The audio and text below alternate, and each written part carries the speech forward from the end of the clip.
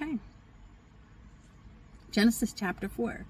So at this point, Adam and Eve have sinned.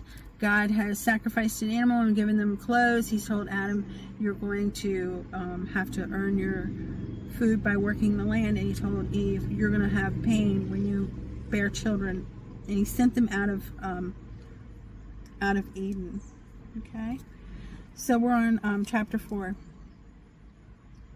Adam made love to his wife Eve, and she became pregnant and gave birth to Cain. I had to do it like that. I'm sorry. It was a little bit of romance. Okay. And she said, with the help of the Lord, I have brought forth a man. And later she gave birth to his brother Abel. Now, Abel kept flocks. She didn't have just 2 children, by the way. She had lots of children, but these 2 children were significant, okay? Now, Abel kept flocks, and Cain worked the soil. And in the course of time, Cain brought some of the fruits of the soil as an offering to the Lord, and Abel also brought an offering, fat portions from some of the firstborn of his flock. And the Lord took with favor on Abel his offering, but on Cain his offering did not look with favor. So Cain was very angry, and his face was downcast. Okay. And then the Lord said to Cain, why are you angry? Why is your face downcast? If you do what is right, will you not be accepted? But if you do not do what is right, sin is crouching at your door. It desires to have you, but you must rule over it.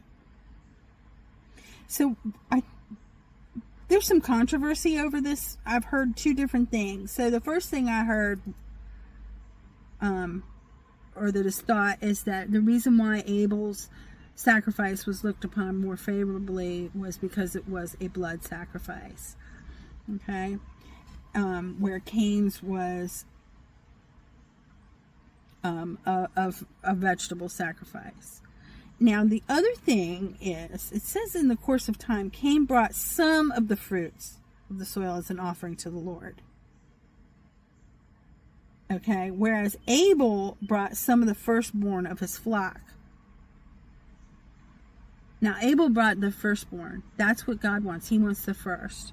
Where Cain just brought some. He just pulled some out. He didn't bring the first fruits. And I'm kind of thinking that at this point, I'm just saying, okay, based on what I'm reading here, because now Cain maybe could have bartered with Abel and said, can I have a lamb or something to make an offering to the Lord? And he could have bought one, but I don't think we're at that point yet. I think that honestly, if Cain had brought his first fruits like he was supposed to, the best of the best, he would have been looked upon favorably, because when we go down, he says, why are you angry? Why is your face downcast? If you do what's right, will you not be accepted? But if you do not do what is right, sin is crouching at your door. It desires to have you, but you must rule over it. Okay, so he's saying, you've got to take responsibility for your own sin. That's what he's saying here, right? Okay, that's what he said to him. But now Cain said to his brother Abel, let's go out to the field. While they're in the field, Cain attacked his brother, and Abel killed him. And the Lord said to Cain, where's your brother Abel? Now he knows. Let me tell you something. Every time the Lord asks the question, he already knows the answer to it. He just wants to see what you have to say. Okay? And Abel replied, I don't know. Am I my brother's keeper? Have you heard that before? Am I my brother's keeper? Well, yeah, we are our brother's keeper, especially when you go and you murder him, okay? And the Lord said, what have you done? Listen, your brother's blood cries out for me from the ground. Now you are under a curse and driven from the ground, which opens its mouth to receive your brother's blood from your hand. This really makes God mad. Okay, I'm going to tell you something about this. We haven't gotten to the point yet where he explains about the ritual sacrifices that he's going to require for the atonement of sin. But how you're not supposed to eat the blood. The blood is the life. Okay, we talk about blood is a big deal in the Bible. Okay, it's a big deal. It's what's going to wash away our sins. And God does not like murder. He doesn't like killing. He doesn't even like, he wants everything done in a certain way when you make your sacrifices. And this was not done properly. Okay, so he the blood cursed the ground, and he was very mad about it. So he says, when you work the ground, it will no longer yield its crops for you. You will be a restless wanderer on the earth. That was Cain's punishment. He's not going to be able to grow something. I don't know if you've ever looked at a ground that actually it won't produce anything anymore. That is a possibility. The ground could be dead. All the nutrients are gone out of it, and it doesn't produce. And that's what God is saying. You're not going to be able to grow anything anymore. You're going to have a black thumb, basically, is what he says. You're going to be a restless wanderer on the earth. You're going to have to wander. And Cain said to the Lord, my punishment is more than I can bear. Today you're driving me from the land, and I will be hidden from your presence. I will be a restless wanderer on the earth, and whoever finds me will kill me. And the Lord said to him, not so. Anyone who kills you will suffer vengeance 7 times over. See, he really didn't want anybody murdering somebody else, right? And then he says, anybody who kills Cain, I'm going to punish them 7 times over. And then the Lord put a mark on Cain so that no one who found him would kill him. So Cain went out from the Lord's presence and lived in the land of Nod, east of Eden. Remember I said that just a few minutes ago. Well, I said that in another verse. East of Eden. Okay. So Cain, somewhere along the line, found a wife. Maybe he had a wife. It doesn't really say. There's some things going on here. Like, they don't really say. And that's a big question. Like, where's Cain's wife? Where did she come from? We don't really know. But we know that Cain and Abel were old enough to be, workers in the field. They weren't kids anymore. And so he had a wife. He made love to her. And she became pregnant and gave birth to Enoch. And Cain was then building a city. So he must have done okay. He built a city. And he named it after his son Enoch. And you know what? He may have wandered for a while. But I guess, there's a gap somewhere between the time when he left his family and he started building the city. But he's doing okay. It seems like the Lord has decided somewhere along the line to let him at least build a city. To Enoch was born Irad, and Irad was the father of Mehujael, and Mehujael was the father of Methuselah, and Methuselah was the father of Lamech. And Lamech married 2 women, one named Ada and the other named Zillah. Ada gave birth to Jabal, and he was the father of those who live in tents and raise livestock. His brother's name was Jubal, and he was the father of all who play stringed instruments and pipes. Zillah also had a son, Tubal-Cain, who forged all kinds of tools out of bronze and iron. Tubal-Cain's sister was Naamah. Lamech had said to his wives, Ada and Zillah, listen to me. Wives of Lamech, hear my words. I have killed a man for wounding me, a young man for injuring me. If Cain is avenged 7 times, then Lamech 77 times. Okay. And Adam made love to his wife again, and she gave birth to a son named Seth, saying, God has granted me another child in the place of Abel, since Cain killed him. Seth also had a son, and he named him Enosh. At that time, people began to call on the name of the Lord. Okay, so we're getting ready to read Genesis 5. Okay, and so in chapter 4, Cain killed Abel. He left. He was sent away, and he had a mark. God said, nobody's going to kill you. And he ended up building a city, and he had some sons. We got a little bit of family history there.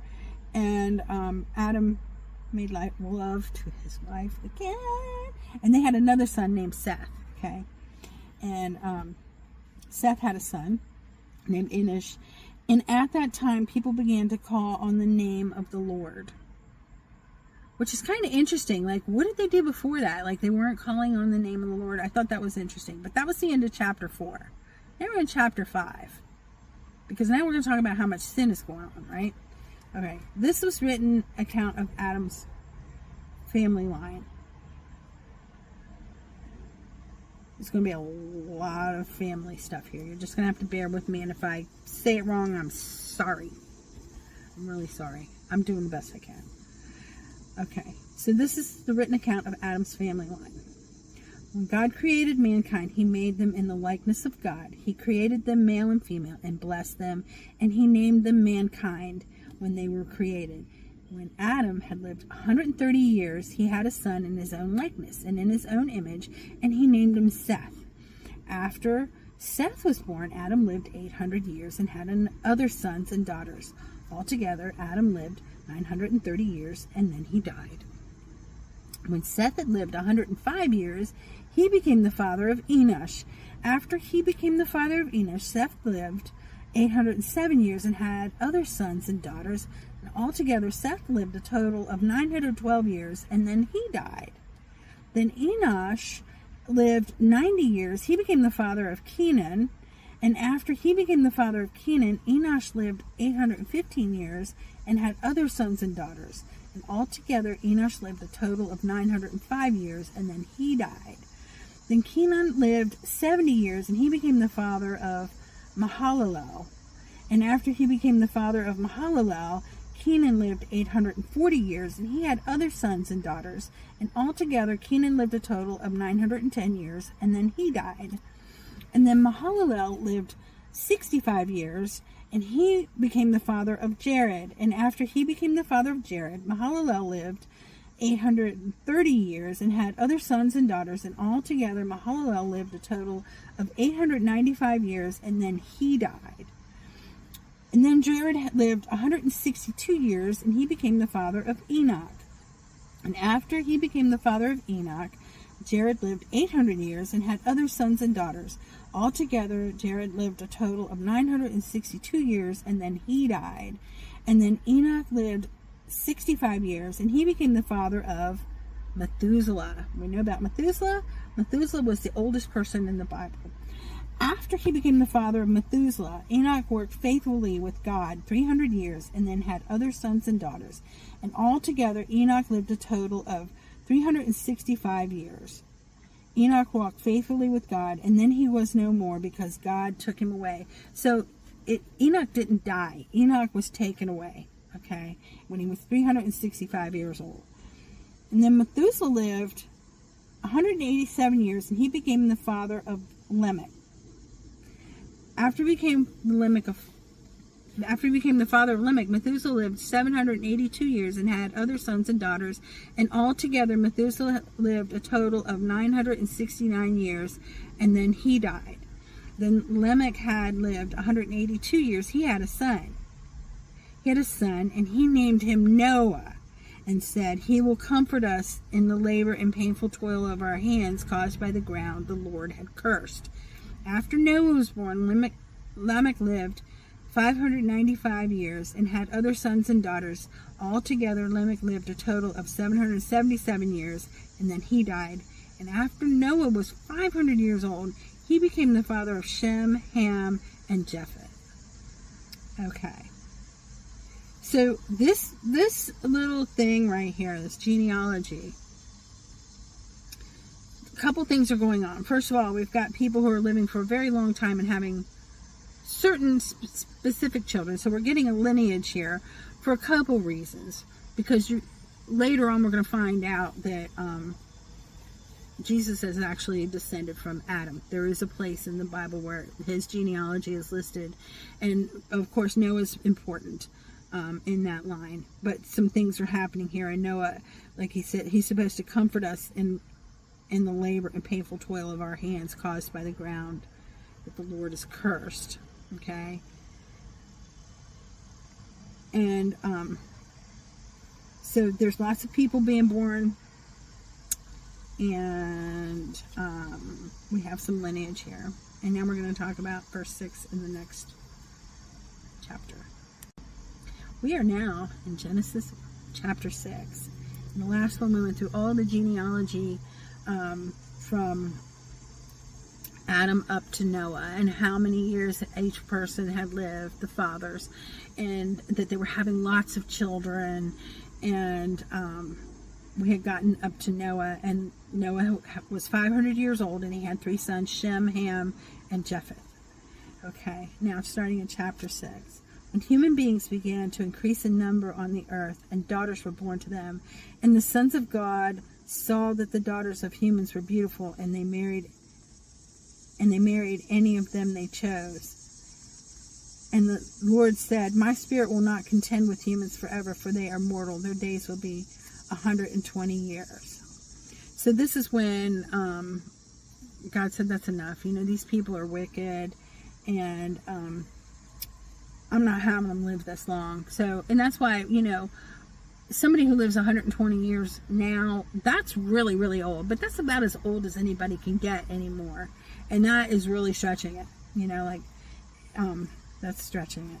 So the Nephilim were on the earth in those days, and also afterward, when the sons of God went to the daughters of humans and had children with them, and they were the heroes of old men of renown. And that was the thing that God was saying, I can't contend with these humans forever, for they are mortal. And they're having children with these Nephilim. It's saying sons of God, but they were like a supernatural creature, kind of like angels, but they're Nephilim, okay? They're not angels, they're Nephilim, that's what they are. So they're another spiritual creature, and they're making babies with human beings, and God didn't like it, okay? And the Lord saw how great the wickedness of the human race had become on the earth, and that every inclination of thoughts of the human heart was only evil at the time. And the Lord regretted that he had made human beings on the earth, and his heart was deeply troubled. I don't blame him, really. I mean, even now, I think about, why God made us? He made us to worship him, to love him, to worship him. And we have been goofing it up ever since day one, literally, since the very beginning. So yeah, I guess he would be troubled. This is not what he wants us to be doing. So the Lord said, I'll wipe from the face of the earth the human race that I have created, and with them the animals, the birds, the creatures that move along the ground, for I regret that I've made them. But Noah found favor in the eyes of the Lord. Okay, so in verse 9, and this is the account of Noah and his family. Noah was a righteous man, blameless among the people of his time, and he walked faithfully with God. And Noah had 3 sons, Shem, Ham, and Japheth. And now the earth was corrupt in God's sight, and full of violence, and God saw how corrupt the earth had become, for all the people on earth had corrupted their ways. So God said to Noah, I'm going to put an end to all people, for the earth is filled with violence because of them, and I'm surely going to destroy both them and the earth. So make yourself an ark of cypress wood. So he's telling Noah this, make your ark cypress wood, make rooms in it and coat it with pitch inside and out. This is how you're to build it. The ark will be 300 cubits long, so that's like 18 inches. It's the length of a forearm. It's about 18 inches. It's going to be, wait a minute, pitched inside out. The ark will be 300 cubits long, 50 cubits wide, and 30 cubits high, and make a roof for it, leaving below the roof an opening 1 cubit high all around, and put a door in the side of the ark, and make lower and upper decks. And I'm going to bring down flood waters on the earth and destroy all the life under the heavens. Every creature that has breath of life in it, everything on the earth will perish. But I will establish my covenant with you, and you will enter the ark, and you and your sons and your wife and your sons and your wives with you. You are to bring into the ark 2 of all living creatures, male and female, to keep them alive with you. 2 of every kind of bird, of every kind of animal, and of every kind of creature that moves along the ground will come to you to be kept alive. You are to make every kind of food that is to be eaten and stored away as food for you and for them. Noah did everything just as God had commanded him. So this ark right here, this is what's going to this is where everything's going to be sealed in. And he's telling Noah to bring in, at this point, he's telling him to bring in 2 of all the animals. This is where we see the little Bible story where we see the giraffes and 2 elephants and, all the 2x2 animals coming onto the ark. Okay. And Noah just just what he was told. Now, I'm going to point out something here. He said he's going to bring down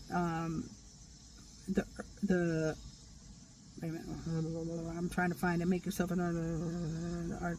He's going to bring down the water on the earth, but there really wasn't any rain yet. It wasn't so clear in Genesis when we were talking about creation. This particular version I'm reading right now, it's the NIV. It says that there were rivers that watered the Garden of Eden, but there had not been any rain. In the King James Version, it talks about a mist coming up to water the plants. Okay, so there was mist that would come over the land, and there were rivers that would come through the land, but I'm going to bring floodwaters on the earth. It doesn't really say specifically yet in this chapter, in chapter 6. He just says, I'm going to bring floodwaters on the earth to destroy all the life under the heavens, every creature that has breath. But when it happens, we're going to find out that waters came from a lot of different places. Okay. All right, we're in Genesis chapter 7. This is, the Lord in chapter 6 had decided, I can't take it. Well, he can take it, but he's just disgusted with people at this point. He wants to destroy everybody except for Noah. He made a covenant with Noah and told Noah how to build his ark. He gave him very specific directions. He told him what to do, to bring all the food that he needs, and to put the animals on there. And so here we are at verse 7. The Lord said to Noah, go into the ark, you and your whole family, because I have found in you righteous in this generation. Take with you, okay, so originally in chapter 6 he said two of each kind of animal. Now he's telling him something else here. Okay, he says, take with you 7 pairs of every kind of clean animal, a male and its mate, and 1 pair of every kind of unclean animal, a male and its mate, and also 7 pairs of every kind of bird, male and female, to keep their various kinds alive throughout the earth. Okay, so 2 of the unclean, because he's not wiping out every animal. Okay, we don't exactly know at this point what is unclean. God is very clear later on, other than serpents. We know serpents are unclean, but we don't know exactly. It hasn't been laid out in words yet of what is clean and unclean, but he does need to have more than 2 pairs of, say, dove, or more than 2 sheep. Okay, because if he just brings 2 sheep, a male and a female, later on we're going to find out he's got to make a sacrifice when they get off of the ark. He's got to make a sacrifice. So if he takes the 2 sheep that he had on the ark and sacrifices them, now we have no sheep, right? Okay. So he said bring 7 of the clean animals. 7 days from now I will send rain on the earth for 40 days and 40 nights, and I will wipe from the face of the earth every living creature that I have made. And Noah did all that the Lord commanded him. Noah was 600 years old when the floodwaters came on the earth, and Noah and his sons and his wife and his son's wife entered the ark to escape the waters of the flood. Pairs of clean and unclean animals, of birds and all creatures that move along the ground, male and female, came to Noah and entered the ark as God had commanded Noah. And after the 7 days the floodwaters came on the earth. And in the 600th year of Noah's life, on the 7th day of the 2nd month, on that day, all the springs of the great deep burst forth, and the floodgates of the heavens were open, and rain fell on the earth 40 days and 40 nights. This is the first mention of rain. Okay, and on that very day, Noah and his sons Shem, Ham, and Japheth, together with his wife and the wives of his 3 sons, entered the ark, and they all had with them every wild animal according to its kind, all livestock according to their kind, every creature that moves along the ground according to its kind, and every bird according to its kind, and everything with wings. Pairs of all creatures that have breath of life in them came to Noah and entered the ark. See, they came. The animals must have known something was going on. Somehow, a divine intervention or something, God sent the animals to them. And the animals going in were male and female of every living thing, as God had commanded Noah, and the Lord shut him in. So for 40 days, the flood kept coming on the earth, and as the waters increased, they lifted the ark high above the earth. We've had in the past, I don't know, maybe year or so here in the United States, a lot of them, I say amazing because it is awe-striking, inspiring.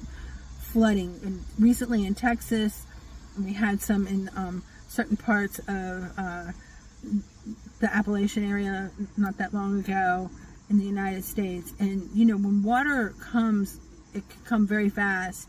And when the Lord is really opening the floodgates, like he said he was going to open the floodgates, this must have been so incredibly violent. You know, not just a flash flood, which is pretty violent. I don't know if you've ever seen, like, hopefully you've never been in this situation, but a picture of a flash flood where we'll just, you know, swipe a car down the road, and, you know, like there was no water, and then all of a sudden there's enough water to push a car. This was more than that. You know, this was just enough that it was just coming out of the ground. It was coming from the sky. It was coming from everywhere.